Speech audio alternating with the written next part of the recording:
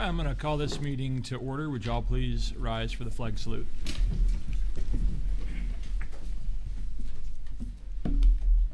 Allegiance to the flag of the United States of America, and to the republic for which it stands, one nation, under God, indivisible, with liberty and justice for all. Roll call. Director Miller. Here. Director Winskill. Here. Director Ushka. Here. Director Vial. Here. Director Hines. Here. Do I have a motion to adopt the agenda? I move adoption of the agenda. Second. Any questions or comments? Hearing none, all those in favor say aye. Aye. Opposed? Abstention? Motion carries 5-0. Item number 2, recognition of staff, students, and community. We have no recognitions tonight. We'll move on to item number 3, members of the public wishing to address the board. I have no cards from the public today. Well, we're steamrolling right through this. Item number 4, superintendent's report. So I asked Lisa Nolan, our Director of Human Resources, to kind of give you a summary of where we are with staffing our schools. Thank you, Lisa. Thank you. I'm on. Can you hear me? Yes. Okay. Good evening, Superintendent Santorno. Can you really hear me? Okay, very good. Oh. Public at the back says The no. back of the room said yes. Kevin says yes. Kevin says So- yes. I can hear you. Okay, you can hear me. Okay, good evening, Superintendent Santorno, President Hines, and members of the board. I do have a PowerPoint that I will work on pulling up real quick. Or they've got it over there. Very good. Thank you. So I am here this evening to talk about the staffing update, what it takes to start the school year, and what specifically our numbers look like. But on this first slide, you can see Neil O'Brien, who is a new hire and happens to be the principal at Geiger Elementary School on the first day of school. I'm going to highlight a few things because we've really been working hard in human resources and doing some great things to help support our buildings and ultimately help support student success. So the features for tonight are recruitment, professional development, our new certificated evaluation tool, and the launch of our HR partners. Now here we get a little bit of data. This represents the number of hires that that took place in order to get this school year started. So we have the certificated hires broken down by the transfers, as well as the top line is the certificated in and out, certificated hires. But the transfers also include a number of student teachers who received a letter of intent in the springtime, late spring upon graduation, so that we could get them in as an emergency sub to support their efforts in their educational journey. And can you still hear me? Because I know I'm cutting in and out here. Okay, I'm just going to keep going, and if you can't hear me, let me know. We also had a number of certificated resignations, and you can see that we had new principals and admin, and then you can see a report on our classified hires down below. Thank you. Hopefully this will be better. It's on. Okay, so I'd like to feature our recruitment efforts. We did a lot of hiring, as you noticed on the previous slide. It's roughly 180 certificated staff members. And so what that meant for us last year is that we needed to engage in a highly strategic recruitment plan and model, which included partnering with our local universities and partnering with our schools and engaging principals and mentor teachers in a different way to identify high-quality talent who were in their current student teaching programs. And so that meant that principals visited classrooms, mentor teachers provided us feedback, and HR recruiters went to the buildings to actually see for themselves what the high-quality talent was looking like inside of the schools that we could engage in, because they were already participating in the work and learning the culture of Tacoma. So through our strategic recruitment efforts, which included what I just talked about with the student teachers, but engaging in social media to advertise and to market our school district and to create the market appeal for what teaching and working looks like and feels like in the Tacoma School District, we realized through the help of our PIO office that we were able to get some boosts on Facebook that really got out to the masses to advertise and market us in a strategic manner, as well as Education Weekly, the #1 publisher for education information. We participated in an online job fair which meant that we were able to recruit in a different manner, and specifically for special education, we were able to attract people from places like Virginia, Michigan, and California in a way that was new and different than previously. So that Education Weekly online job fair really proved to be beneficial. So we certainly participated in certificated and classified job fairs in a local effort such as the Tacoma Dome, and I remember seeing a few of you there. We went to Portland. We had some local strategic efforts right with our own universities to capitalize on marketing our school district. And I'm proud to announce that this last summer, for the first time ever, we partnered with the Asia Pacific Cultural Center to have a career fair that really took things from A to Z. How to build a resume, how to interact in an interview. And we also had people be able to apply for jobs right there on site at the Asia Pacific Cultural Center. And of course, we continued with our classified job fair that's solely sponsored by us at Gray Middle School. So that's just a highlight of a few of our recruitment efforts that really helped us get to the first day of school with a reduction in teacher vacancies that was 50% over the previous school year. So the first day of school this year, we were able to start our classrooms with 14 teacher vacancies, which when you consider the over 2,100 teachers that we have in our district, that's less than 1% of teacher vacancies. So for us, that's a true celebration of making way and heading towards decreasing the gap for our teacher vacancies on the first day of school, which is one of our key performance indicators as identified under the Council of Greater City Schools. Now I'd like to talk about professional development, because human resources, once we recruit our staff members, we have a collective responsibility to provide meaningful professional development for each one of our employee stakeholder groups.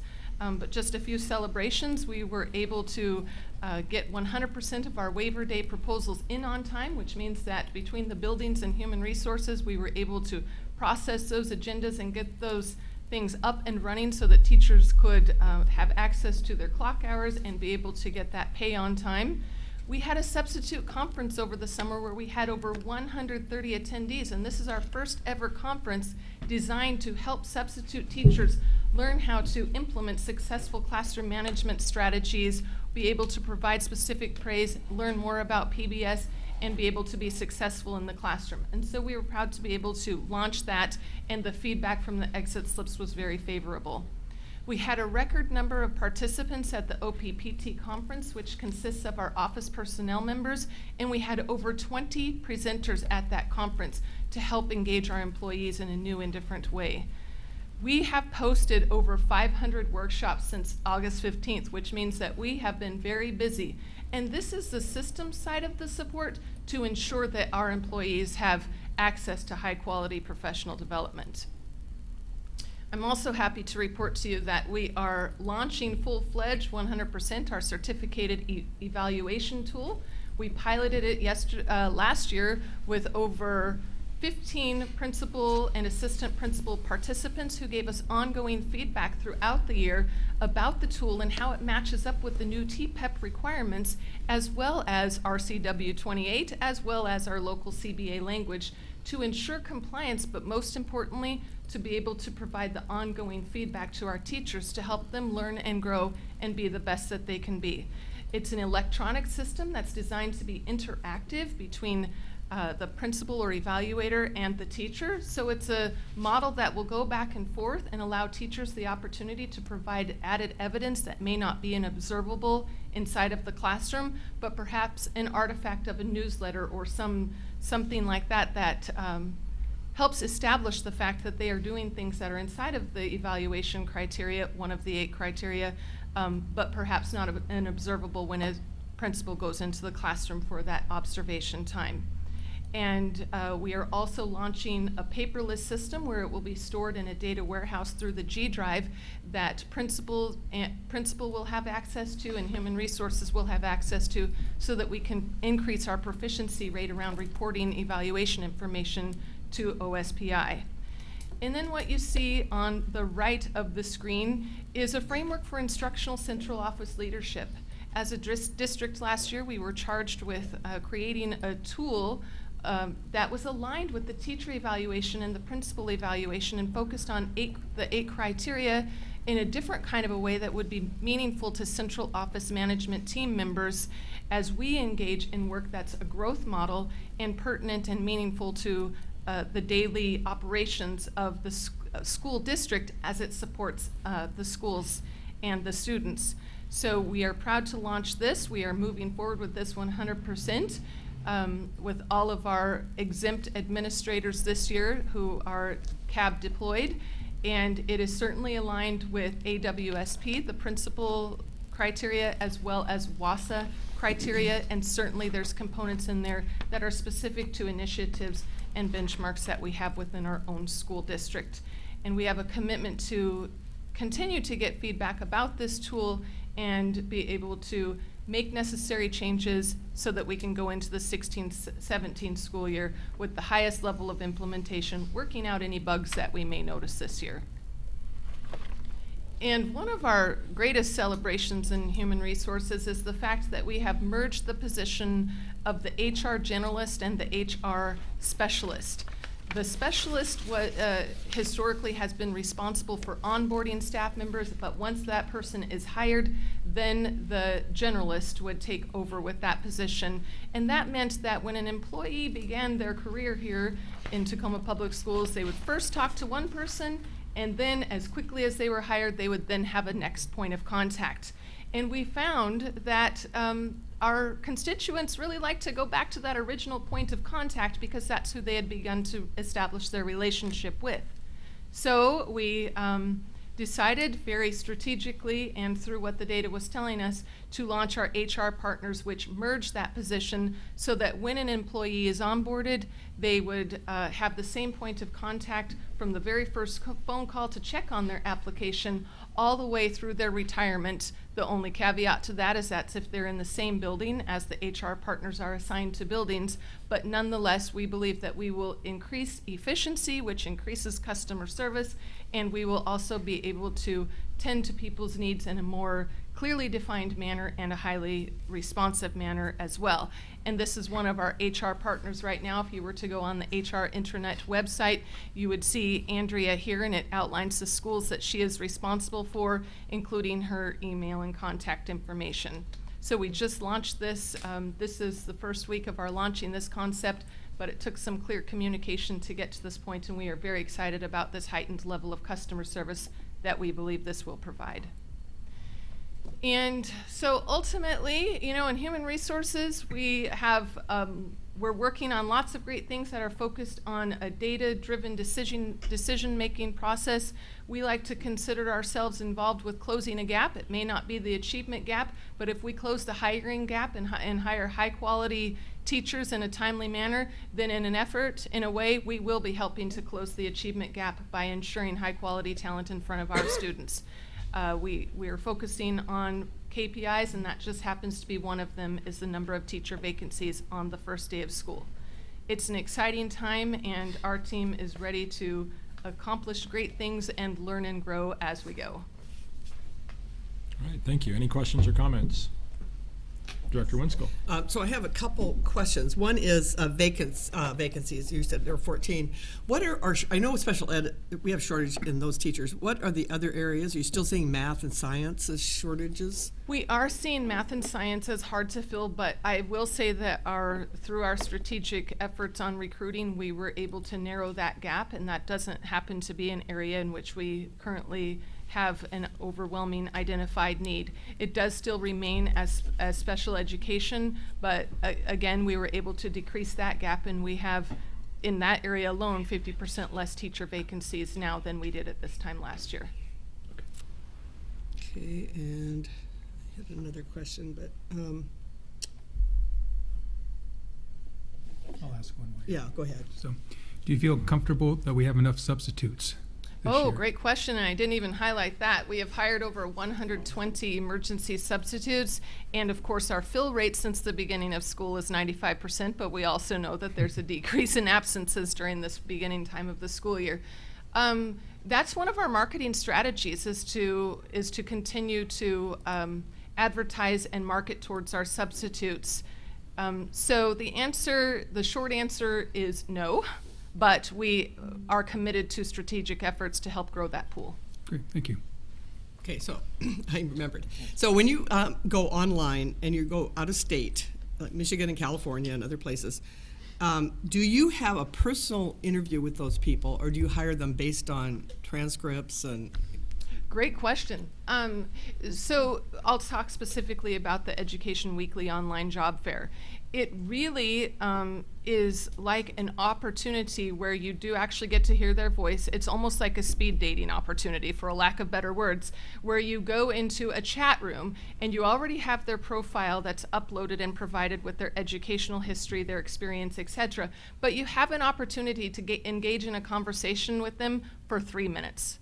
And then based on that 3 minutes, you decide if everything, their profile and what you hear them articulating, seems like a match. And if it is a match, then we're invited to engage in longer conversation. And I know that we worked with student services, particularly for the special education teachers, and what we did was we invited Betsy Minor-Reed participated in this. We had admin from their own locations at Stadium High School, for example, participating in this online job fair, and we all got to hear their voice collectively. And then ultimately, that's just round one, we would bring them back for either a Skype interview or a further phone interview. Okay. And I know that we're coming to the place where we rearrange classrooms. Yes, we Are are. we having a lot of that this year? Well, we're having as minimal as possible, but we definitely had some shift in some funding as related to K-1 high poverty last year and is now K-3 enhancement. And we've done such an effective job at ensuring our class sizes are low that, and distributed evenly, that in some cases we don't have to dissolve or add, and in other cases we do. And our goal is to provide the minimal impact on the students in the classrooms. So we've worked hard to not have to shift, but we just don't know who's going to show up, and so we've had to do that a little bit, but we're making a concerted effort to reach out to those staff members, the level directors specifically, to make a personal connection with any impacted staff who have to move, so that we really include the human element in that transition. So is that next week, or when does that happen? Well, we believe we've turned the corner, to be specific, this evening, and so preliminary notifications have gone out to staff members. We've been working closely with TEA on proper communication, and tomorrow we'll begin much of that transition, actually. Superintendent Santorno. So Tony and I met with, along with Creston today, and really verified the final numbers. And I asked the same question that Director Winskill asked. And I don't believe we had any where we were going to have to say, dissolve a class and say, because we had too many teachers, we left them in place. We do have a couple of schools where we're getting an extra kindergarten teacher, and so they needed to add another teacher. Tony, would you comment? Yeah, we have, we have been spending a good portion of this week verifying where the staff needs to go. We've looked at staffing reports, we have enrollment numbers. Rosalind's team has been excellent, and I've worked with HR and the level directors to really ensure that we have a good plan. There really aren't a lot of dissolving of classes and moving around. We tried to place people where they currently are. We had the K-1 intervention specialists from last year that were placed strategically in schools, and so we're in many cases able to keep them in the schools that they are right now. So a lot of principals began with substitutes because they knew they had an increased enrollment over their projection, and so we are filling in those positions now, and so those students don't have to move; they're just getting a permanent teacher. So those are some of the scenarios that we've had to deal with. We've also had lots of conversations with TEA, and they understand what we're working on right now. Thank you, Tony. That's Director all Ushka. for me. A couple comments, a couple questions. First of all, I have to say that I really appreciate this report. I love hearing the reliance on data-driven decisions and on KPIs in our HR.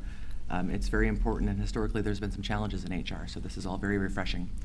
HR partners to me is something that establishes trust with our employees, and then you can find out things that are wrong well in advance of them being a problem that you can't solve. So I think those are excellent things, and I'm glad to see them.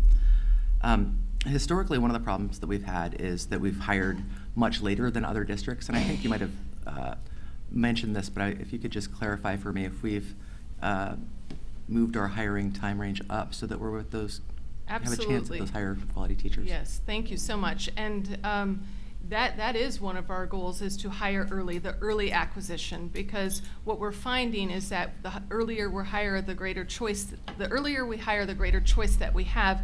And there's a correlation with positive employee evaluation, actually, and engagement when we're able to do that. So the letters of intent that we were able to offer, we offered nearly all of them, well, most of them, by the end of February. Oh, And wow. that's in partial because of a team of people who work as partners to engage in the staffing process, the early identification of retirement, resignations, et cetera, so that we understand what the landscape looks like for filling those needs.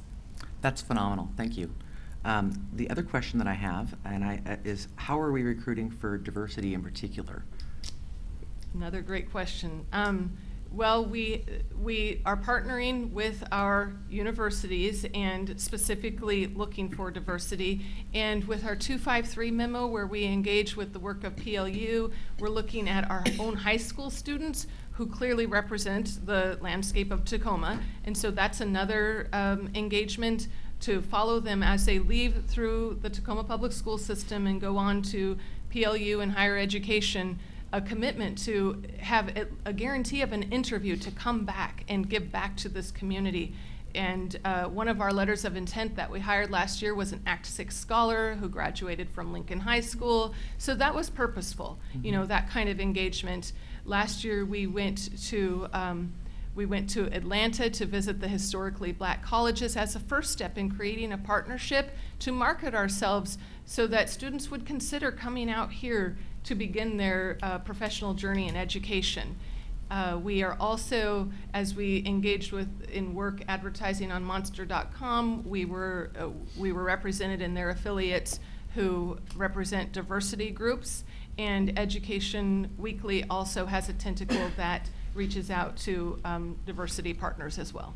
Great, I appreciate the work of your whole team. It makes a huge difference in the quality of everybody's ability to do their jobs well, so thank you. Thank you. We're having a great time. Yeah, good.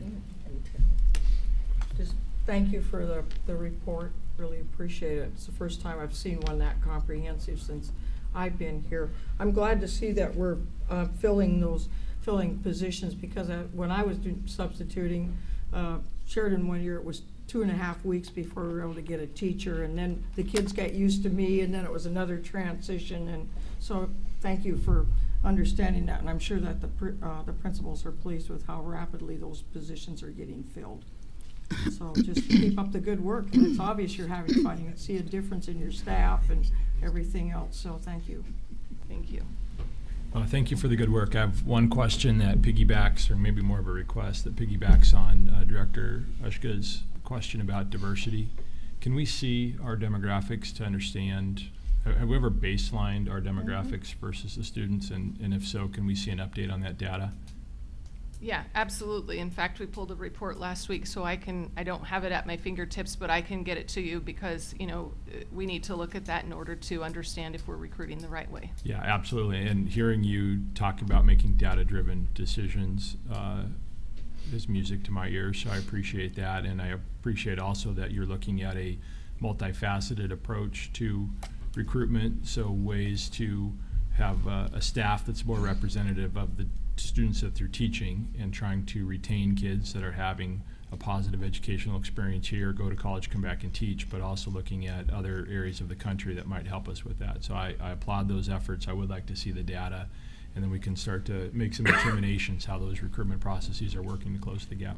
I do have a question to follow on that. Sure, Vice President Vial. One of the things when I've gone to Cuba, I've talked about is the limited number of students in colleges of education now, diversity of color and so on. I wonder if you can get some national statistics so that we can see that it is difficult for us to do that. I don't mean we're not going to be doing it, but and one of the things I think perhaps like PLU's doing is working with our kids in high school that may want to be teachers. Washington State a number of years ago did that, recruited some kids out of Foss who thought they wanted to be teachers. And I don't know what the rules and the laws are, but perhaps there's a way that we can tell our students that, who are interested in doing that we can hire them if they complete all the requirements, at least for 1 year when they come out of school.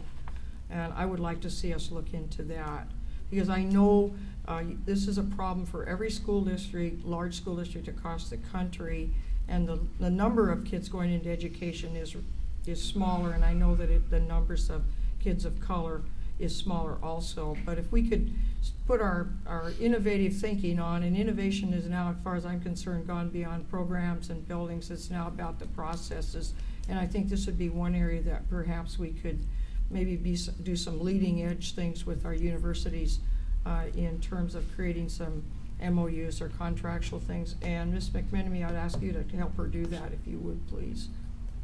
Thank you. You bet. Thank you. All right, thank you for your report.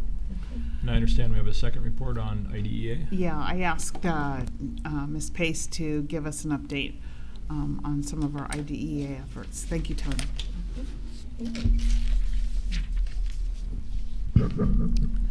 Thank you, Superintendent Santurno, and good evening, board members.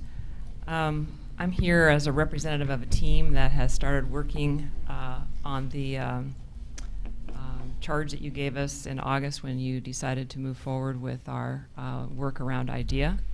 And so tonight we decided that we really needed to keep, we have quarterly updates, which is what you asked us for originally, but we decided that we wanted to give you more information as we're starting this process, just to keep you apprised. And so this is a really short, just kind of update on the work that has started since August.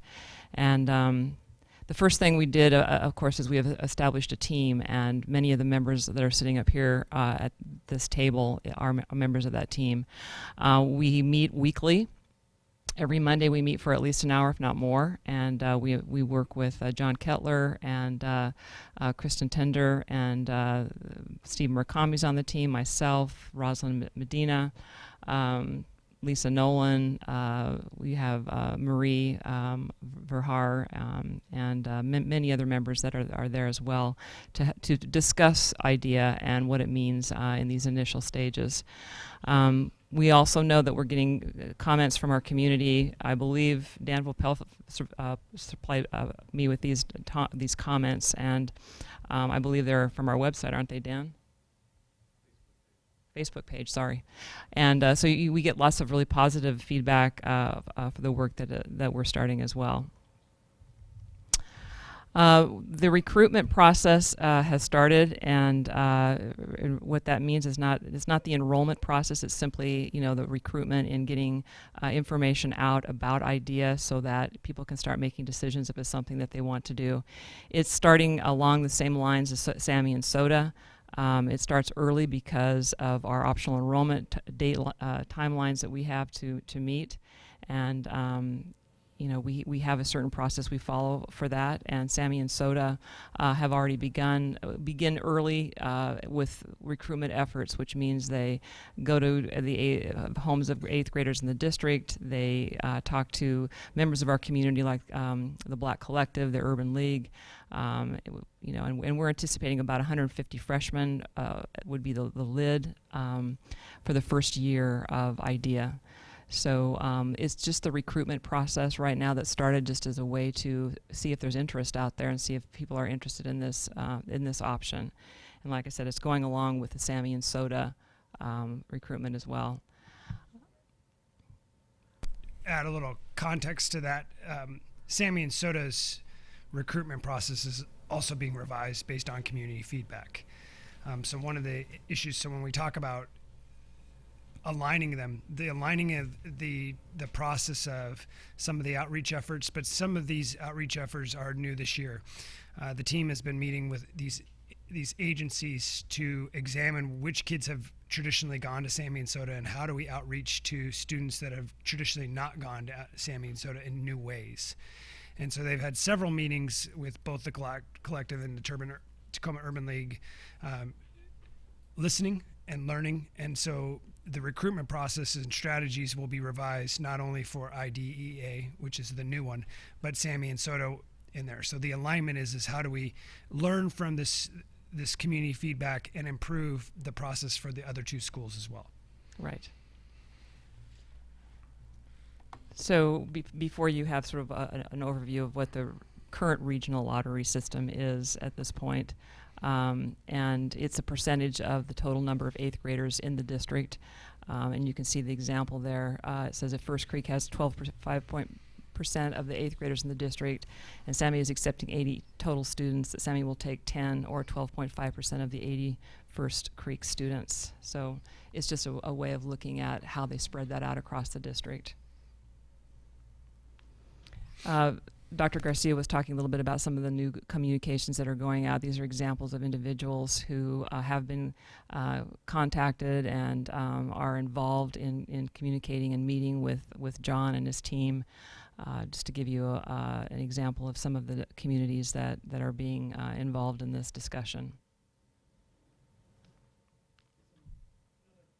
Well, quick subtle pieces there. There is a website that has been created to start to create awareness. Thank you.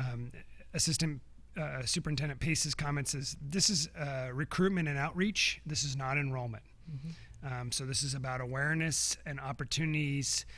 So no one's missing out on any enrollment opportunities, and we will work to publish those as well. But we want to make sure that we do our best efforts to ensure that students and their families have opportunities and information so that they can access these opportunities. There are presentation folders, flyers, posters, door hangers, everything is going to be created, is in the process created to make sure that we're reaching folks, and not in the sense of the traditional come to us and get the information. And so you can see this outreach in a very intentional effort to go house by house to ensure that our students have the information the best that we possibly can in there. And then really taking a step back, as Assistant Superintendent Pace mentioned, and having outside partners look at the materials to see if they are sending the right messages, or if they are sending messages that could be perceived as blockers, that you're not welcome, to try to pull those away, and using that as a new lens of outreach. And many of these community leaders are also invited to come and meet with the students as well, and have those kind of conversations, face-to-face conversations with those students. So some of the things that have happened and are planning to happen as well, they haven't happened yet, but the plan is to send a letter out from Ms. Santorno and a recorded message just about IDEA. Some canvassing that will occur, door hangers, which are just little information about IDEA that would hang on a door. Students from Soda and Sammy would be involved as well in canvassing, and they're doing it on Saturdays, volunteering their time to meet, to go around to the communities and talk about IDEA and answer any questions. And then, like I said, the meeting with the community groups is occurring as well. Just wanted to go over a little bit about the application process, because, this is the recruitment or the information that would be delineated out to the different schools, but also then the application process is fairly lengthy. There's a school visit to every 8th grade class, usually science classrooms, but it could be other classrooms as well. There's information nights. They go from September 30th through November 5th. They help develop portfolios with the students. The application deadline is December 12th, which is ample time for the optional enrollment piece. We have a process to go through, and a lottery process to go through as well. Community conversations continue then the second week of December, and then the lottery occurs sometime in early January. We also have been involved with our project management department, who's been and will be continuing to work with us. We've developed a project timeline, which kind of shows you a little bit of where we are. Now you can see the number 4, the reports to the board, are identified across the schedule there as 4 times quarterly. But like I said earlier, we want to come to you more often and let you know more about what's going on and get your input and your direction as we go through this. So there's lots of things that we have to talk about. We have the building and technology infrastructure, staffing requirements, staff development, curriculum development. These are the list of things that we're going to be talking about as we go through this process, and we'll keep you updated as we go along. I think that's So the last slide. one of the things that's new this time versus what's happened when we've started new programs in the past is the project management office. And so with the superintendent's guidance, we've assigned Cass Tang to specifically project manage out this project as well as 2 others as their primary functions. That gives us an opportunity to make sure that the school is not left on their own to decide steps. It supports the central office staff, and it helps us provide transparency to the community. As we go through these updates and prepare for monitoring reports, it will be very helpful for us to know what information the board will seek in the monitoring reports to make sure that they are comfortable that we continue to progress on.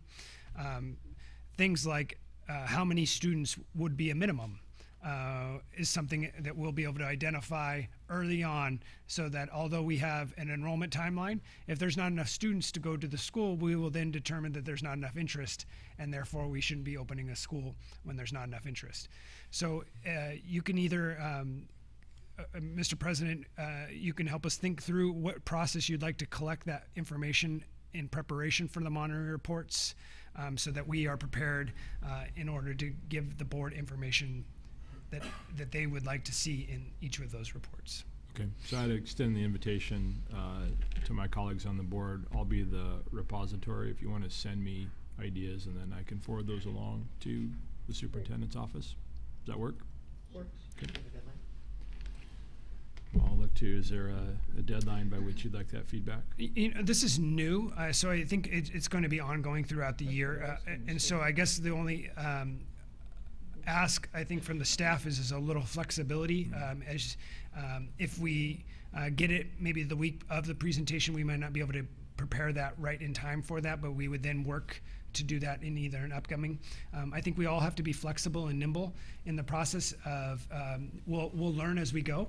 And so I would hate to set a hard deadline and then have us think of something new and not be able to include that. So let's leave it open-ended if you folks are comfortable with that approach. Absolutely, I am. Yeah, works for me. So I have a question, if I may. Director Winscombe? Yes. So in the past, we've had people who have not been able to get into Sammy and Soda. Will we offer an alternative to the Idea School for those who don't get in?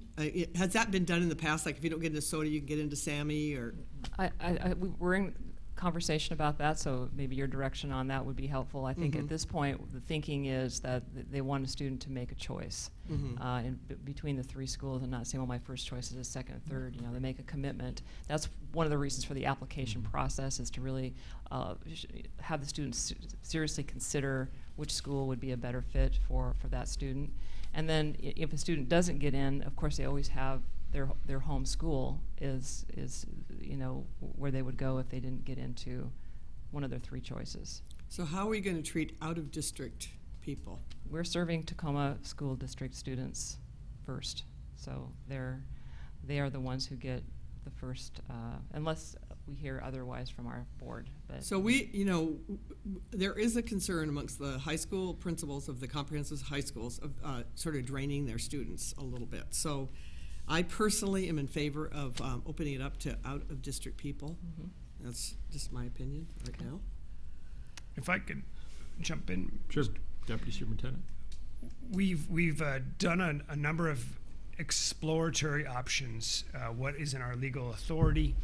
We've brought you back some enrollment processes to provide as much flexibility as possible to consider any student that wants to be here in Tacoma and is willing to take their educational experience seriously. And so we will look at those. One of the unique things that we found in recent years, and correct me if I'm wrong, team, what's been surprising is that our high school enrollment continues to thrive. And I would attribute that to the culture and the successes of each of those buildings. As each of our high schools continues to perform better year after year, we have more and more students wanting to go to there. And sometimes that's also students from outside the district. So as long as we're able to meet their schedules, by law we have to afford the opportunity to Tacoma Public School students first in order to do that. Sometimes there's various circumstances where a student from outside the district will enter any of our schools because they're next in line and it doesn't fit in the schedule for others. So we will continue to look at opportunities to serve students if they have a desire to come there, as long as we're legally able to do that. Director Ashka. I have a couple questions. First of all, in relation to enrollment, I mean, as we talked about initially opening up this application process south of I-5, it's partly because there's awareness that there are people that have a difficult time getting all the way from 78th Street to Point Defiance, for instance. It's a long trek. So I definitely would rather support that it's TPS students first, although I appreciate the view of my my peer on the board. I would like to see what this application looks like. I just popped onto the SAMI website, and it's really a name, who's my parents, this is why I want to go there. The way that this is being described, it sounds like it might be more arduous than that, and I want to make sure that our application is not a barrier to participation. Even seeing a long list of questions can be a barrier for particularly underrepresented groups.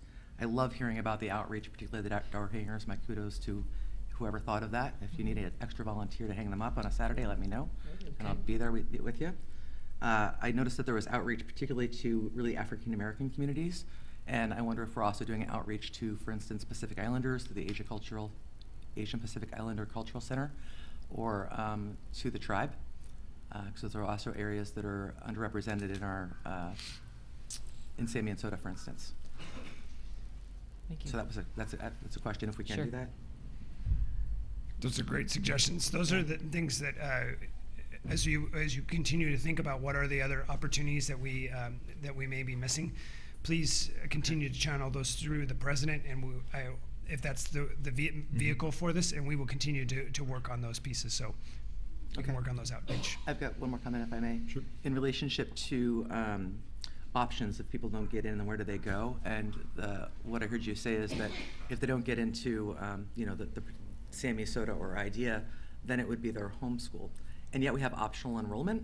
Mm-hmm. And so if there's a way that we could do it, that they could designate what they would choose as their homeschool through optional enrollment, so that they know that they can get, if they live on the east side and if they apply to IDEA and don't get in, therefore they want to go to Wilson, which is not their homeschool, they have that opportunity. Or for that matter, if their homeschool is Stadium, but if they don't get into Soda, they want to go to Lincoln. Mm-hmm. I want to make sure that they have that opportunity, because those are the things that really give families a lot of duress, because They if you might don't know wanna where you're do- going the next year, that's very stressful. Okay. Might want to do IB at Foss. They might want to do IB at Might wanna Foss, do right? We IB have at Foss. programs all over the city, not just in those 3 schools, and that would, I think, extend to our community a greater sense of trust that we're following through with them, not even if they don't get into that particular slot, because we do have lots of great options throughout the district.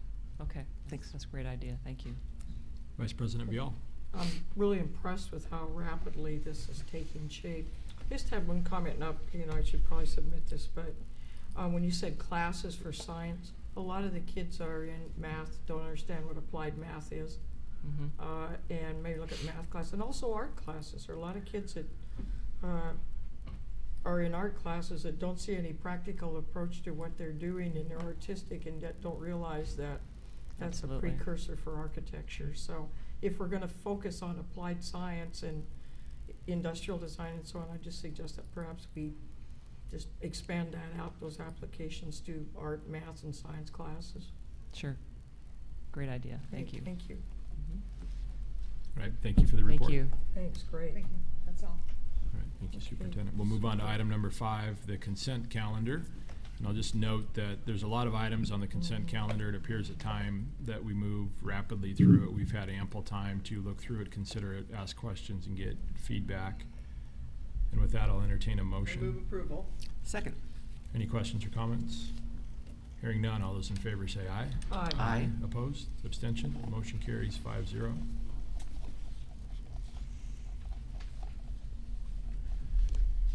Item number 6, policy matters. Item 6A, 2010 Innovation School Design Adoption.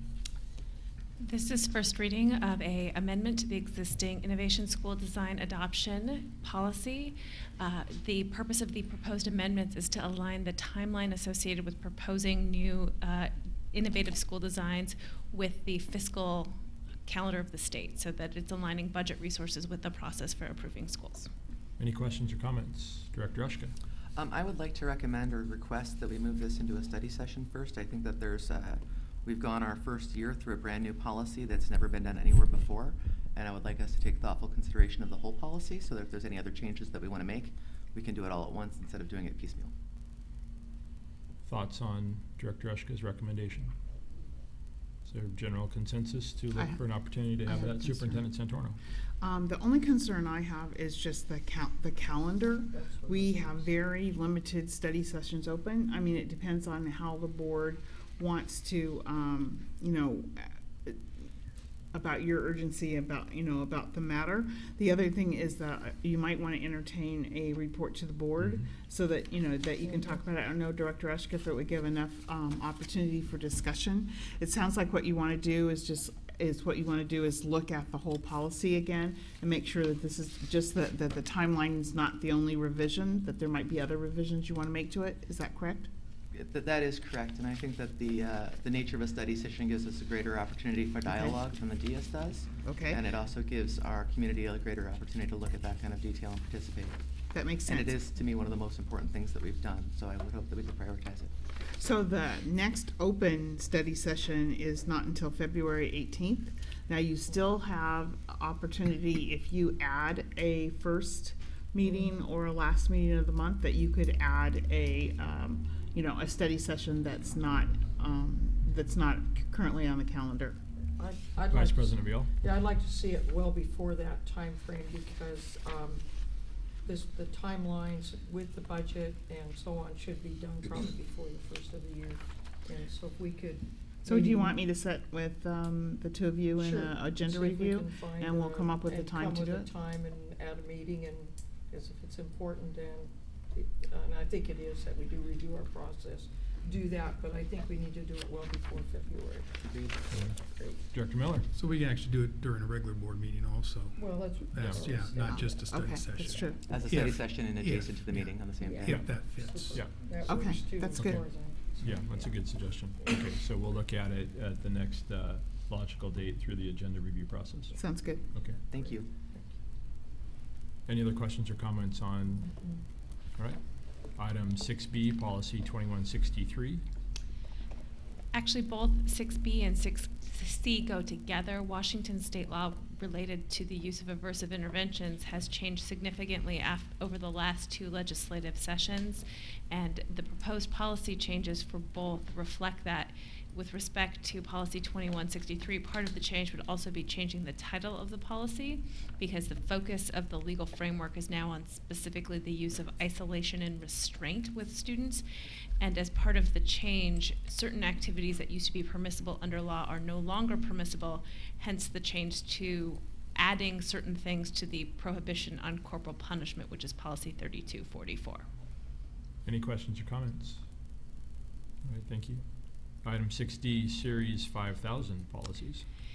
So the board has done comprehensive reviews of certain portions of the policy manual, most recently the 6,000 and, the 1,000, 2,000, and 6,000 series. The 5,000 series of policies, which is what apply primarily to our employees and govern the terms related to employment, everything from how the circumstances in which employees are offered jobs to the circumstances in which employees are being dismissed, has not been comprehensively reviewed. There's been significant changes in the law where we've addressed particular policies at particular times, but we've not done a wholesale review of those policies. And so this review takes into consideration changes in the law, changes in best practice, changes in model policy and regulation, as well as personalizing some policies to Tacoma Public Schools in a way that reflect other changes the board has made. For example, aligning our non-discrimination regulation and policy with the non-discrimination and equity policy that has been adopted. So it's a pretty significant amount of reading. There are a lot of policies in there. I will say we are recommending deleting 2, which are issues that are already covered elsewhere or really are the subject of collective bargaining, not board policy. And we're not changing to the holiday policy. There are 2 policies that we're not proposing any revisions to. Thank you. Any questions or comments? Vice President Biel? Quick question. Ms. McMenemy, from what I'm hearing, that these are primarily procedural changes to align us and not significant substantive changes. Is that correct? I would not say that's the case because in certain instances, the last time a policy has been reviewed has been many years ago. I'll give the example of the sexual harassment policy. Okay, It was so last. I was going to ask of you then, please, could you, and I know it may be a little extra work, but between now and the second reading, could you highlight the substantive changes? Just pull the major substantive changes so that we don't have to read through all of them. I'm sorry. I hate to say it, but I've done most too of much them that. actually are substantive changes. Okay, so then.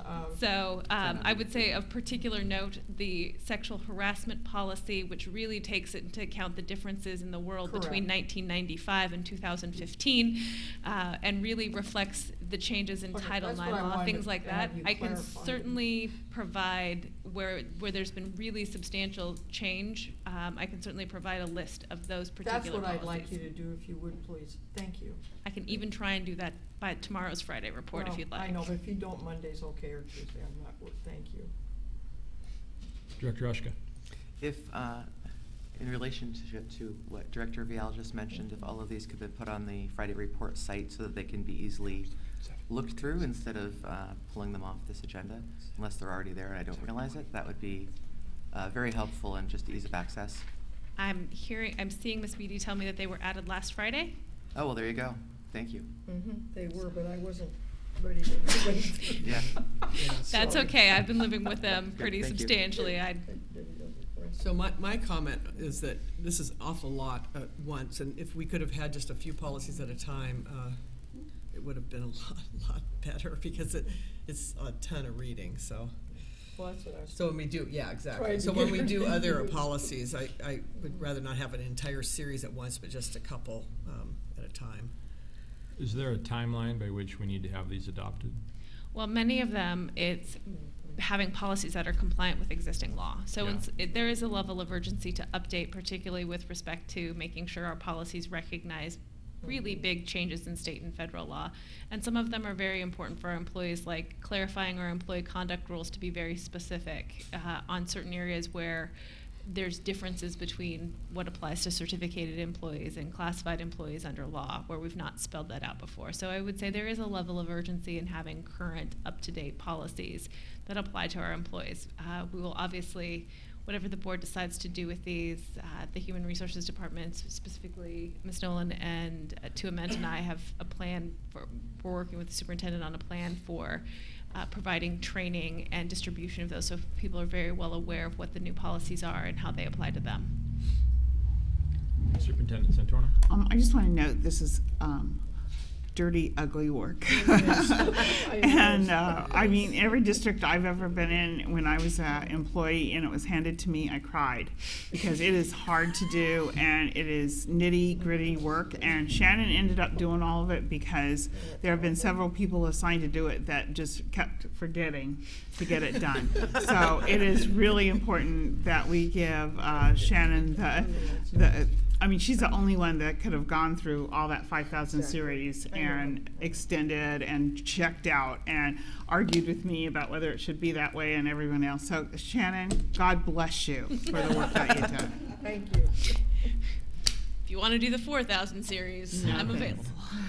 So I hear the concerns. I think when we balance that with the sense of urgency, and because this is an exception and because it's exceptionally important, I would urge us to put the time in And I can't think of a more capable board when you think about what we've tackled. Are you trying to butter us up? Well, I just think about we've not shied away from the really tough, time-consuming issues, and so let's get this taken care of because Absolutely. it is important. I didn't mean to delay it. I was hoping to maybe synthesize it a little quicker for us. Well, and I do want to say that while it's a large amount of work that is done in isolation, it's not done in isolation.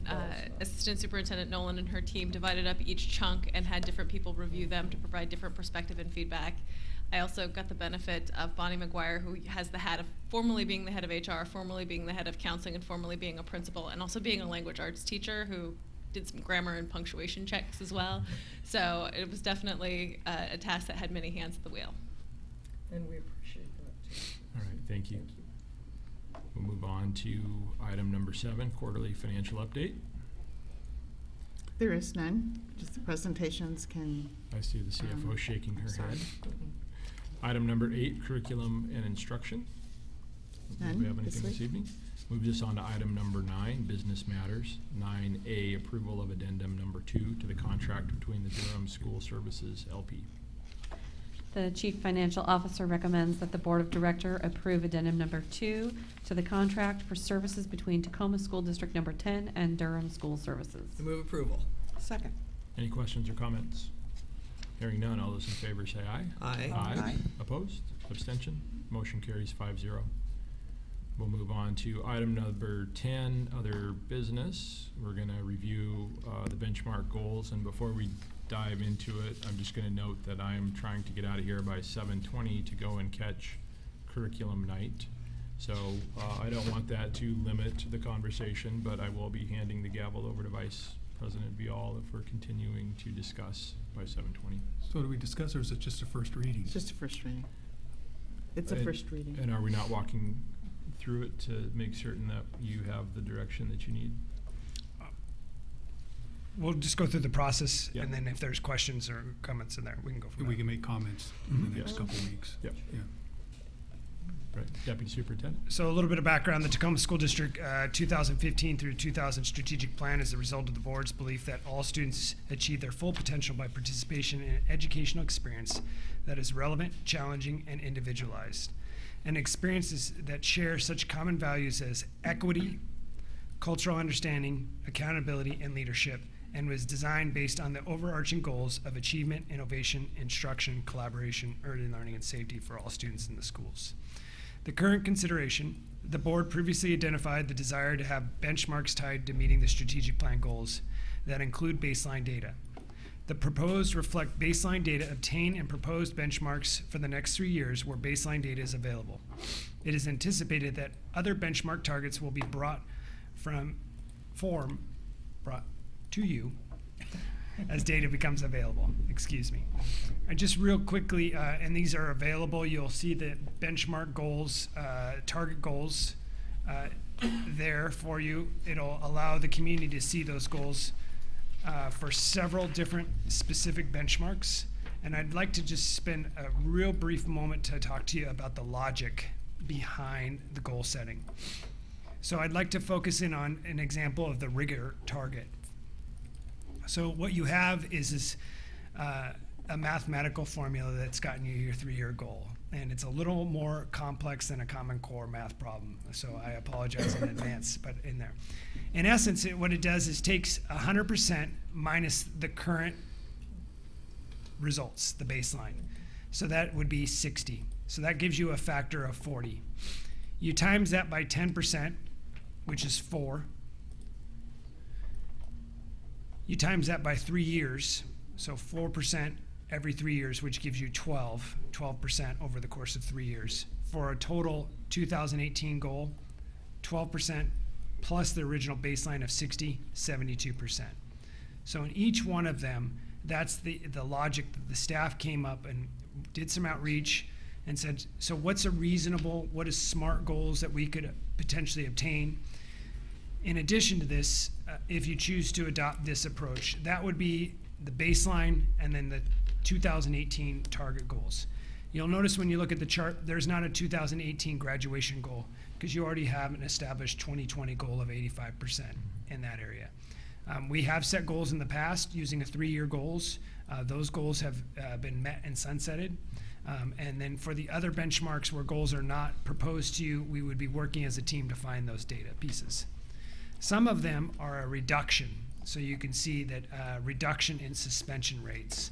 And so there is some variance from the mathematical formula.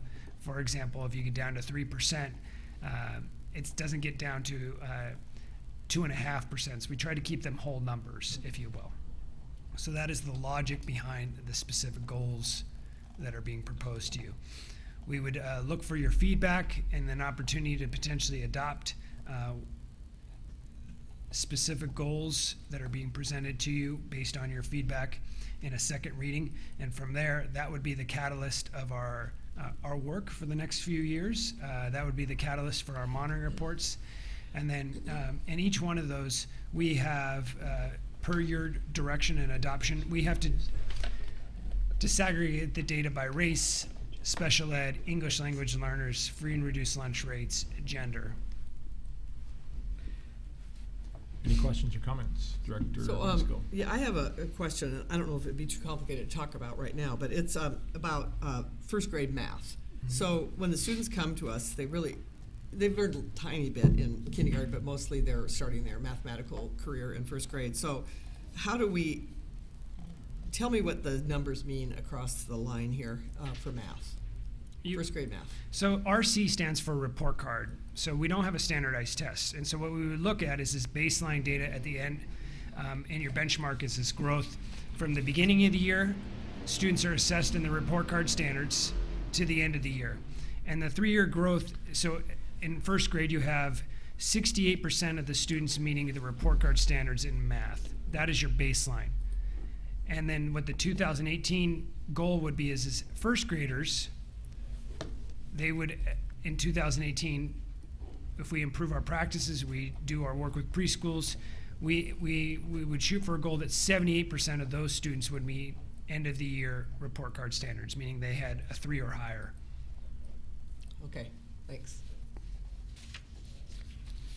Vice President Vial? I just want to thank the staff for all this work, and this makes a lot of sense. One of the things I think I've heard is people see our benchmarks percentage of, and now we will be able to fill in those percentages and give some real meaning to our benchmarks. And I think the process of the mathematical formula, the increases, makes sense, they're reasonable, and yet they are going to make us work awful hard to get there. So thank you, and I support this approach. Some other quick headlines. I just continue to remind you folks, as well as the community, that the benchmark website continues to tell its story in several ways and continues as data becomes available, becomes relevant, and updated on there. We will be taking the data down to the school level, so we're working through some technology pieces, some reporting elements of that in an effort to do that. Some, and just for complete transparency, some data will never be available at a school because the N size, the sample size of a specific subgroup is too small for us to legally report it out. And so in that case, we will just indicate that to the community for transparency purposes. So we just don't want you to know that we've rested on our transparency with data. We continue to look at it on a daily basis, student by student. We continue to find students that are there, and we continue to try to find ways to support them, encourage them, and keep them safe and healthy. Any other questions or comments? All right, thank you very much. We'll move on to item number 11, report to the board. So Jennifer Troffler is very ill tonight, but she assured me that Betsy Miner and John Bell would be able to give her their report with fidelity. So thank you, Betsy and John, for giving us this Urban Collaborative report.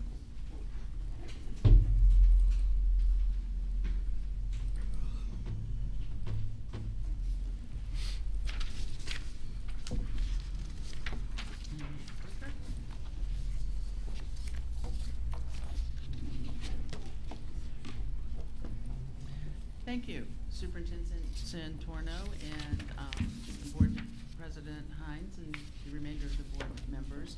We're very excited once again to come before you. This is our 10th report. It's hard to believe it's been 10. Are you really excited? And we're going to keep going. So Jennifer does send her greetings and her apologies to you, but she is definitely very much under the weather. And so we're going to try and represent her well. We also want to acknowledge our other director, Janet Fawcett, who is the elementary director in student services, and she did help us with our preparation and planning for this particular board report. Thank you. You'll see that we included your slides, some of the slides from our first report in the presentation tonight rather than skipping them, because we want to just sort of remind you each time that we started this in February of 2013. However, we're very, very excited to look at the key data findings. If you'll notice on that particular slide, we had a graduation rate in 2013 of 65%. The second bullet there represents that we had 43% of our students with disabilities were not attending their neighborhood schools. And we are very, and also 44% spent 80% more of their time in general education. But we are very excited to show the new results that we currently, as of March, as we reported to you, have 88.48% of students who are attending their neighborhood schools. We have 79.7% of students are spending 80% or more of their day in general education. And our graduation rate, which we're not bolding and we're not making the font sizes large, is at 56.3%. When the report was done, we did have a spike in the year 2012 of our graduation rate, and it was kind of an anomaly. We are doing a progression. We have an upward line, but we're not where we need to be, and so that's one thing we certainly are continuing to work toward. The Just next a couple of slides quick point of show- clarification. This is 2014 data for graduation rates. The 2015 data has not been released. Just Thank a real you for the quick clar- clarifying question. Is this on-time graduation, or is it just graduation rate? Just four-year cohort Okay. graduation, so Thank your you. on-time rate. Yeah, so since they can go till they're 21, does that percentage change? It must. This is 4 years. Yeah, I know, but for some students, if they have an extra couple years, Those the students, graduation rate should be They're not- different. unfortunately, those students are then counted as dropouts in our graduation rates. So we continue to work with the state. It's a Well, that I significant know. challenge.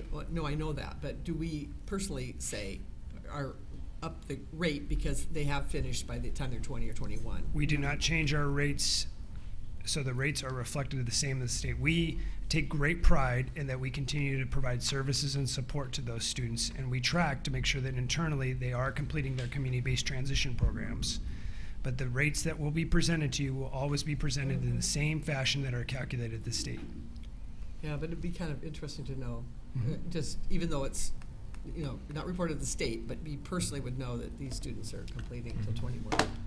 Director Ushka. I'm going to second what she just said. I mean, I think it's relevant to know if these students are actually graduating and not just aging out. I think it's also relevant, for me at least, to know what type of diploma that they're going to get, because there's an academic diploma and there's kind of a diploma of you've done the seat time. Both relevant, but they're very different. I would like to see more of one than the other over time, depending on the rates and kinds of disabilities that we have. And I know that that's an extra report, but I think that it would be rich information to understand the kind of progress that we're making. We can bring you that information back at a later date. That'd be great. I just want to make also for the folks that are watching at home, not every student that is a special ed student would go into an extended No, Absolutely. program. we know And that. Yeah, I just, for those that are home.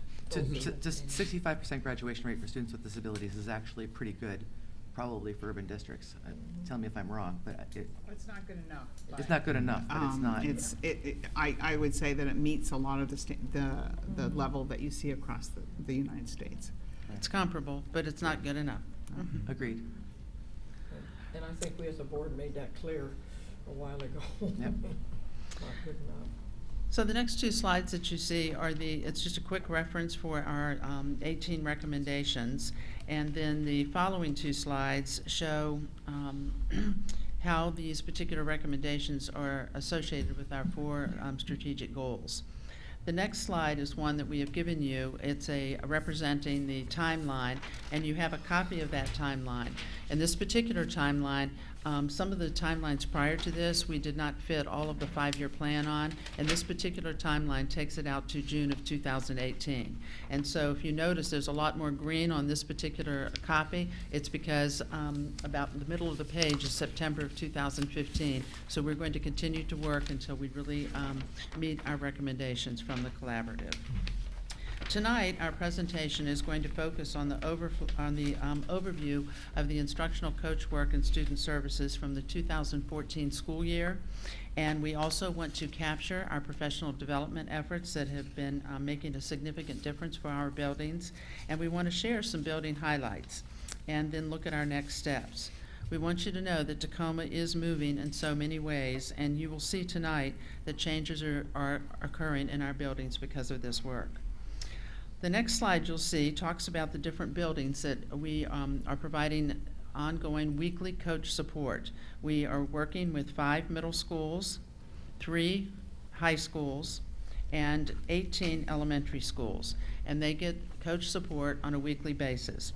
We also provide support to about 6 to 8 other buildings throughout the course of the year, and it's what's called targeted assistance, where a building principal or an instructional coach might ask us to come in and provide some support around a book study or some mentoring work around how to really design a schedule to provide intervention services. This slide shows the number of hours that and the categories of the work that has been done for coaches. And it's further explained in the next slide you'll see, where we break out into 2 slides the number of hours that have been spent in all the categories. Each time a coach goes into a building, they're recording exactly what they're doing during that time. And we do monthly tallies so that at any time we can show the history from a building. We had a request from a building principal that said, could you share with us last year the hours that you spent in that building, because he wanted to communicate that with a staff member, and we were able to pull that up immediately. I would like for you to highlight a couple of these, that all of the work that the coaches do is related to instruction and making a change for instructional practices and strategies to accommodate individuals with disabilities. And if you'll notice, we put 1,136 hours into collaborating with administration and with the PLCs in buildings and also at the district level, professional learning communities, and also IC is with an instructional coach. And during these times, we were discussing instructional needs, we were reviewing building data, we were designing plans to address the identified needs in the building. Another 618 hours was spent with ongoing development and implementation. And this was of intervention models, of looking at a multi-tier system of support, of assigning teachers to designing systems which would increase time for students in the general education classroom. 398 hours were spent with data collection and review. We have 2 systems we use, Rethink and Review 360. We also make data-driven decisions. People will say, oh, we can't do this because. We'll say, let's see what the data says, and then we make decisions based on that. And so we're really trying to help people understand we have to look at the data before we make a decision. 360 hours were spent with instructional modeling. This is when the teachers would say, I really just don't know exactly how to do this. Can you help us? We said, absolutely. And so that modeling would take the form of sometimes teaming with the teacher, sometimes modeling a lesson, sometimes they would just each do it and then share feedback back and forth. What did you do? What did I do? What was different? John we're going to now move into talking a little bit about our professional development, and John will share with you about co-teaching. In order to provide some foundation for effective implementation of the co-teaching and Have the inclusive microphone a little practices. closer.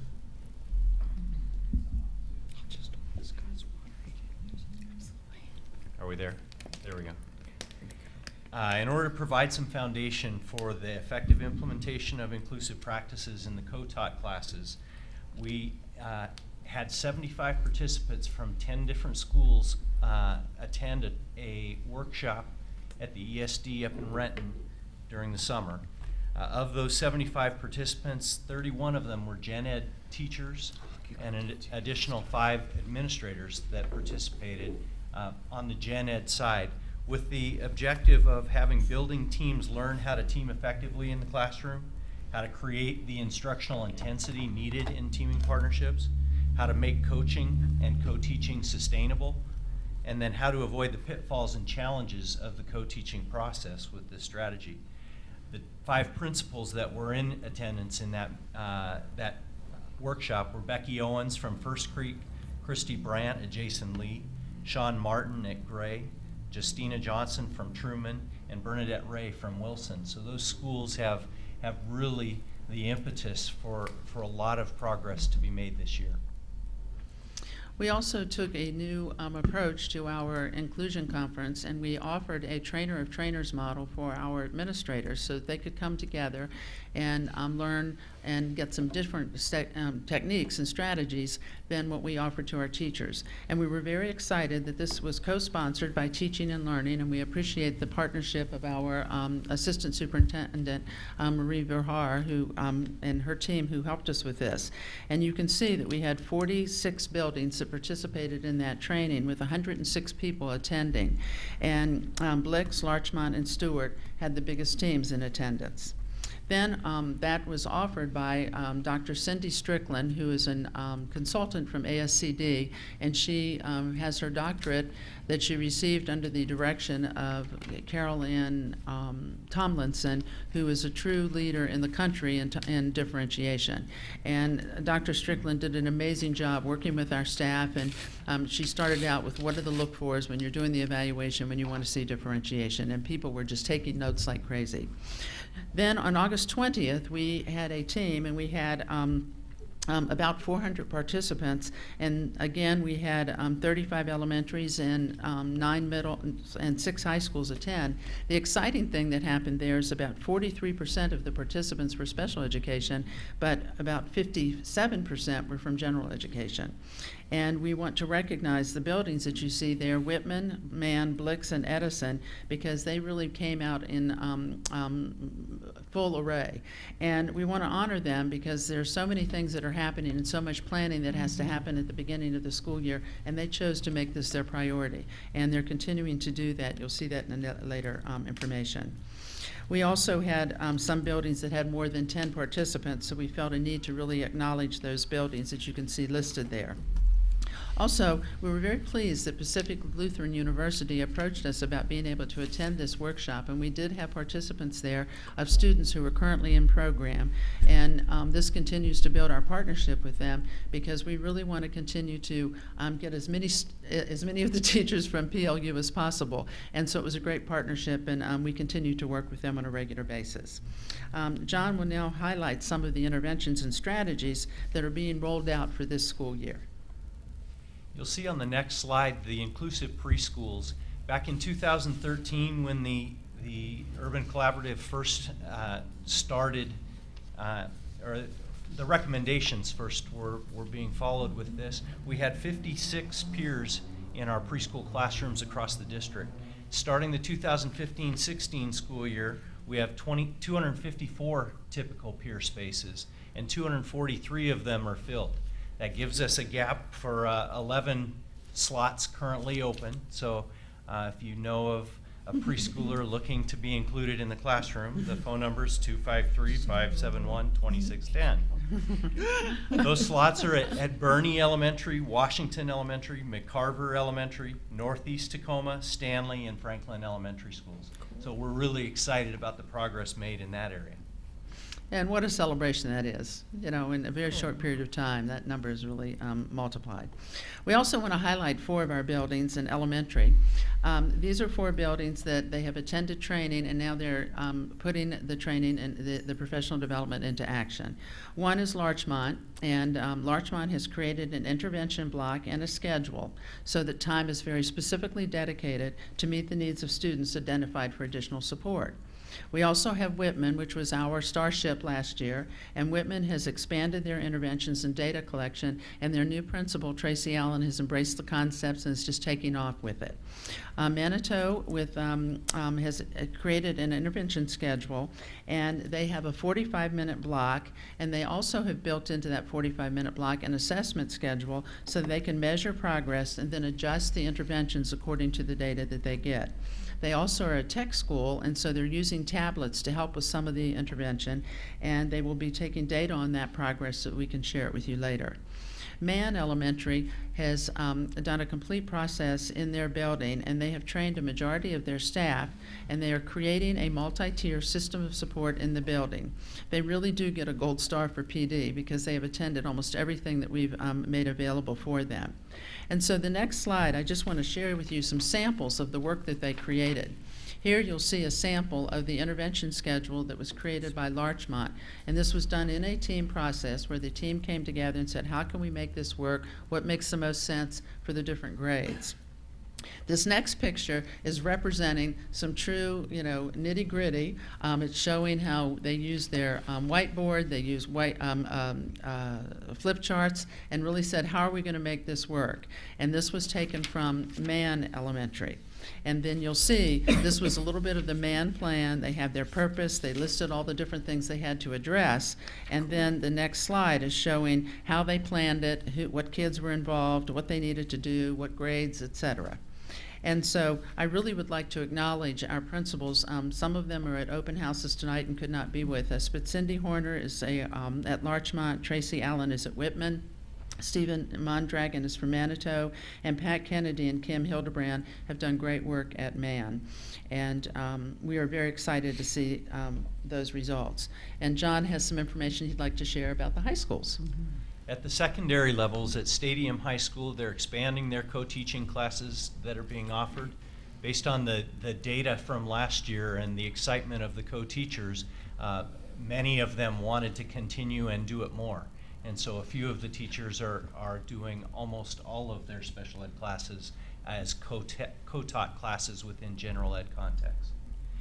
Jason Lee and Truman are growing their co-teaching models as well, and specifically in math.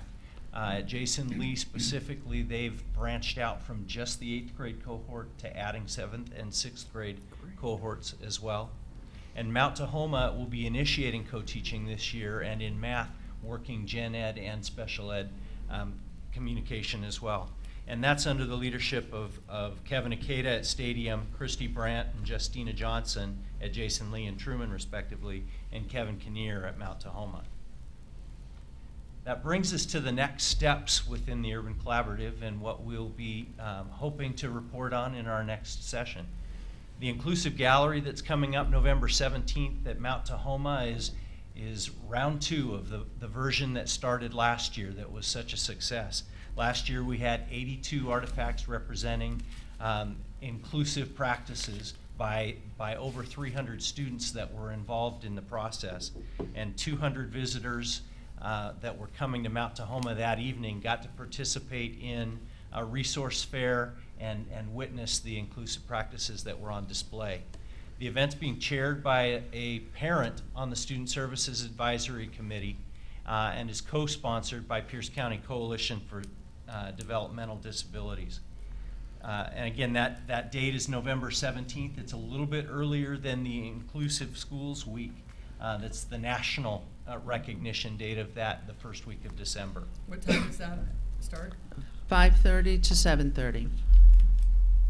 And if you do get a chance to stop by, it really is impressive. There were 80 artifacts that were contributed last year, and over 80, and we really would like to have more. And it's just fascinating to see what kids say inclusion means to them, from the kindergarten and preschool kids sitting next to each other, it's being my friend, to students writing pretty significant essays about inclusivity. You shared some of those with us last year, and they were very moving, I felt, and I've talked about those with other people when I talk about our inclusion model, that in my view, and only mine, even if we aren't raising academic achievement, we certainly are contributing to the social and emotional growth of our SPED kids. I really sincerely feel that by this inclusion model, and I know we're raising academic achievement also, but to me that's a pretty significant piece. Yeah, that was very, It was very moving. very touching. Director Esker? I want to ask to make sure that the board gets an Outlook invitation to this, because I definitely want to make sure that I don't accidentally miss it. Me too. And I just to concur with Director Vial, it absolutely changes lives when people learn how to interact or access their environment. Those little bits, those things that seem like little bits of power are transformative. And we're building a resource for Pierce County, quite frankly, so that's my kudos. Thank you. Great. Next steps in partnerships include our partnership with Teaching and Learning and with support services. Within the district, we're working together in increasing amounts to provide additional opportunities for students to have interventions. Seattle University has initiated an endorsement program for student teaching in special education, and that's providing opportunities for also recruitment within human resources. And the University of Washington in Tacoma, with their initiatives and partnership on the PBIS and with Student Life. Those are all beneficial partnerships in addition to our existing relationship with Pacific Lutheran University for student teachers within student services and beyond. The next steps for co-teaching include a lot more data collection as we're pulling baseline data from what's happening in the classes and the successes that are being demonstrated. We will be presenting more of that. There's additional professional development within co-teaching to come. There's differentiation professional development that will also be added to the repertoire through the course of the year.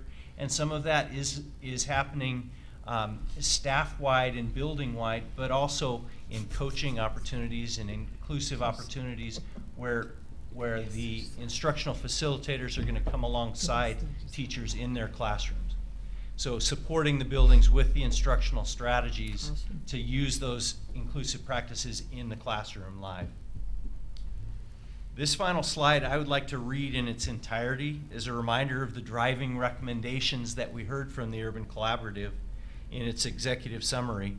The key findings of the collaborative outline the need to develop a shared vision for students with disabilities, where high expectations exist for all students to be educated in an inclusive environment, where students are not bound by programs, where all staff and administration demonstrate accountability and ownership for the learning of students with disabilities. The development of the infrastructures throughout the district is vital to increase student achievement. I feel this is a key statement in that we are making a difference and we are making progress. And so we'll continue to share with you at our next meetings in January, March, and June of 2016, and we'll be bringing back data from buildings and success stories. So thank you. Thank you. Questions or comments? Director Miller. Comment, this is my last quarterly meeting for this. So from the very beginning of calling in the Urban Collective to do this study to where we are today, kudos to the team. It is just absolutely amazing.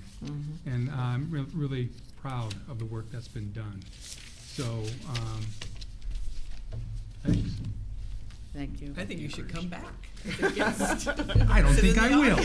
I can watch it on TV. Yeah, there we you go. can sit home and relax. And I can send you. We can send you a copy of the PowerPoint. Will ya? I will not give you my email. Riveting. Come on, don't ruin it here. We know where you live. I'll move if I have to. Are there other questions or comments?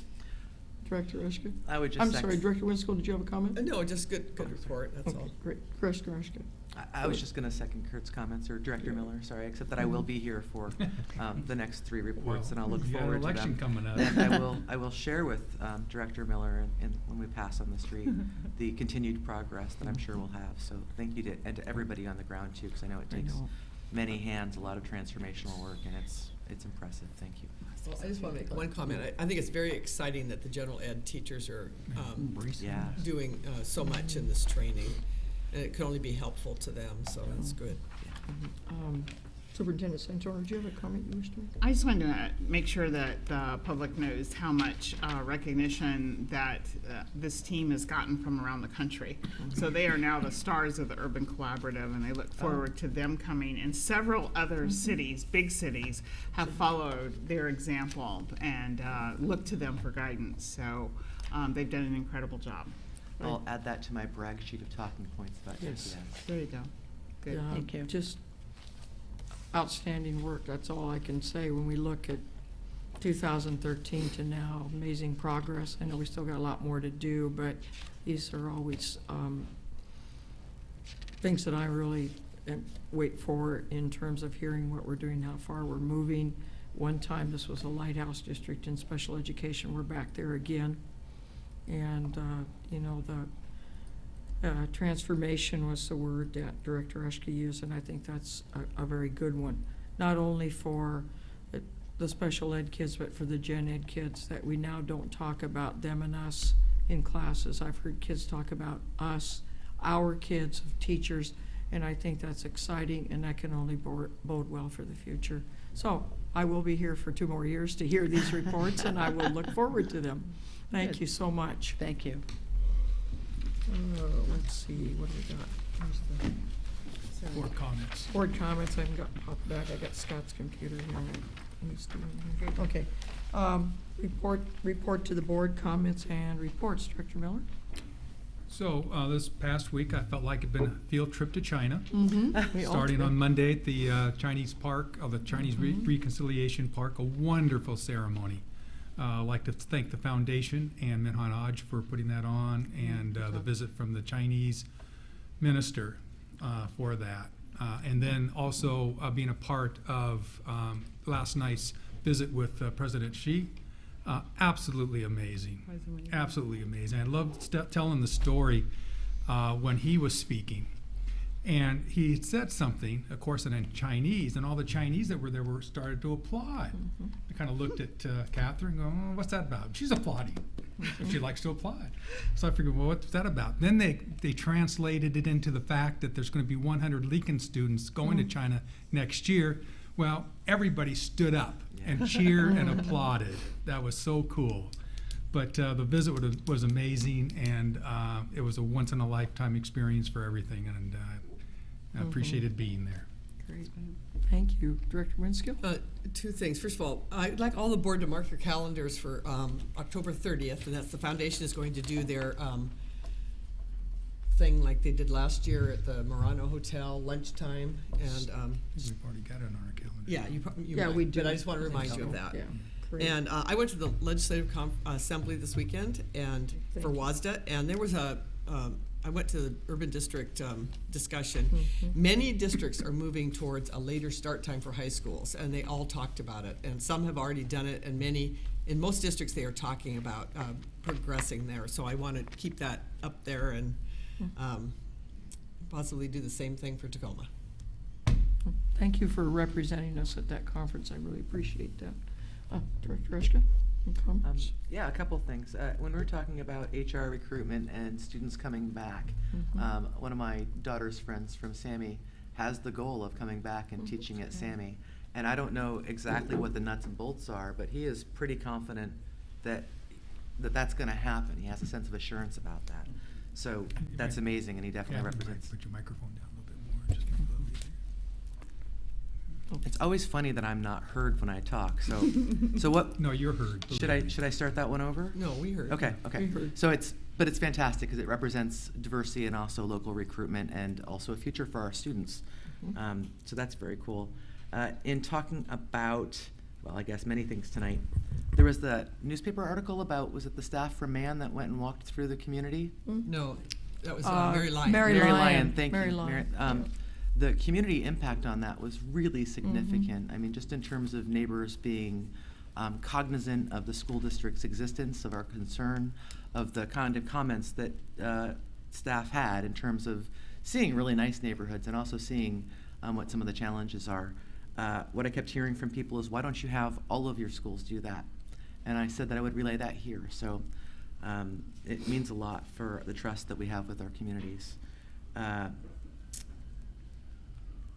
Going to last night and this whole week, yes, it's been a quick tour through China and Tacoma, but I have to acknowledge that it was a tremendous honor to be present, but the majority of people that were present last night at Lincoln High School were students of Lincoln High School and students from around the city, and I have to give tremendous kudos to, I think it was probably Principal Irwin and Marilyn Strickland, the mayor, who held those guest lists. So the honor that they gave to our students first and throughout that ceremony was worthy and significant. And so I just wanted to mention that and make sure people know that our Principal Irwin and our mayor have tremendous diplomatic skills that we all witnessed last night, and it was great for us.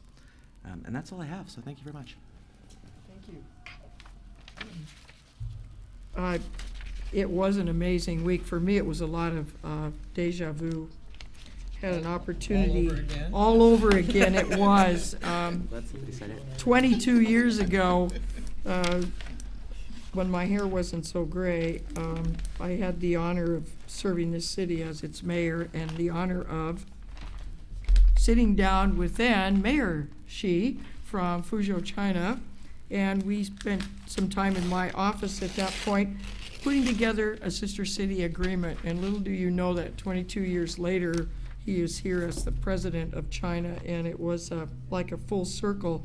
One of the things that he was very interested in, as was I, was student exchanges and building cultural ties between our kids. And he made that clear, I thought, yesterday in his remarks. On Monday, a very moving experience at the Chinese Reconciliation Project, of which we hosted, where the Minister for Foreign Affairs, and it was a woman, which I was very glad to see, Minister Xu, who was there, and laid a wreath on ancestors, and we talked about having the opportunity for our children to interact with each other. We had children from Sherman who brought, one of them had made a beautiful board welcoming, and we were all welcome to write comments on that. The Puyallup tribe of the Puyallup Nation was there with songs and welcoming for her, presented her with the ultimate honor of a tribe, and that's a blanket reflecting the history of the tribe. So for Tacoma, someone asked me, one of the news services yesterday, hearkening back to all this coming about 1993, and they said, what should the average Tacoma citizen take away from this? And my feeling about that was, sometimes we don't realize what a special place we are. And I think the significance of his visit tells us, Tacoma, we're a lot better and a lot more important than we think we are. And I think that that also applies to us as a school district. I don't think sometimes we appreciate how special we really are, and quite frankly, how much better we are than we really realize. I know that our staff worked very, very hard to make that happen. Pat Irwin and Mayor Strickland and everyone in the city, and our kids yesterday were absolutely amazing. And some of those, quite frankly, once you teach kids, they are always yours. They were my kids from Sheridan and Lister, and I'm very proud to see where they have come. On the video, Kevin Morford put together an amazing video very quickly. That has been shared more than 405 times, and nearly 50,000 people have seen it. We hope someday that the 7 billion people in the People's Republic of China will see that. And last spring, when Mayor Strickland and I met with the Consul General to indicate he thought that the president might be coming, we were talking about size of cities, and he said, president's from a small city, only 6 million people, and we started laughing at the fact that we're 200,000, and we feel that we're a fairly large city. So in putting that into perspective, it was an amazing honor bestowed upon this city. I think none that we will ever forget. A little bit other thing this morning, Dr. Garcia and I attended the Children's Museum's symposium on early learning, and I think that was a interesting thing, and I think we came away with the fact that what we are doing in our early learning program and our commitment in Tacoma puts us way high up on the, again, the special list. We have become, I think, beginning to become so proficient at what we are doing, and we saw examples of that tonight, that we really do forget how good we are. We can always get better, we can always be better, but we don't have to take a second place to anybody anymore because we are good. Do you have any comments, Dr. Garcia? Would you? Just a couple quick ones. Mr. Vopel's office was simply amazing. Mr. Murakami's office and Mr. Villamosa's office were some really support folks that worked numerous hours behind the scenes, so just want to thank them for everything they've done. As Vice President Vial mentioned, today's symposium was truly another step, a lot of positive recognitions, and I want to formally announce that Pig Snout is a band Yes. to watch out in the future. Pig Snout is a father and son and daughter from Grant Elementary, and they will they rock. I'll just leave it at that. Literally. They do. Some things that you may or may not hear about. Stewart Middle School will be presenting at a national Teach to Lead Summit that is hosted by the Department of Education this weekend. And so it's a tremendous honor. They were selected from teams across the Pacific Northwest on problems of practice. Someone that is slipping through the cracks, Mr. Nate Gibbs Bowling was selected as Washington State Teacher of the Year. So I know each of you have reached out in your own ways to say, but on behalf of the district, want to congratulate him. And then you will know a young lady. Her name is Jennifer Cabista, and next time you see her, I would ask that you introduce yourself to Dr. Jennifer Cabista, because tonight she successfully defended her dissertation. So thank you for allowing me to chime in. You know, that honor that was bestowed upon Nate kind of got lost in some of the international stuff. But we were talking about our students coming back. Nate is still friends with one of my sons. They were in the IB program at Foss, and that was one of the things that he talked about when he was young, about coming back to Tacoma and teaching. So we do have a lot of our kids who do want to come back and do return. Okay, future meetings. We'll have a regular meeting of the board on Thursday, October 10th at 6 p.m. here. Study session Thursday, October 15th, 6 p.m. in this building to look at the maintenance and operations MORT review, talk about proposed East Side Community Center. And again, final regular meeting for the month of October will be October 22nd here at 6 p.m. In this room. Chair would entertain a motion to adjourn. Second? Second. All those in favor? Aye. We are adjourned. Thank you. Good job, Josh. Thanks. Yeah, thank you.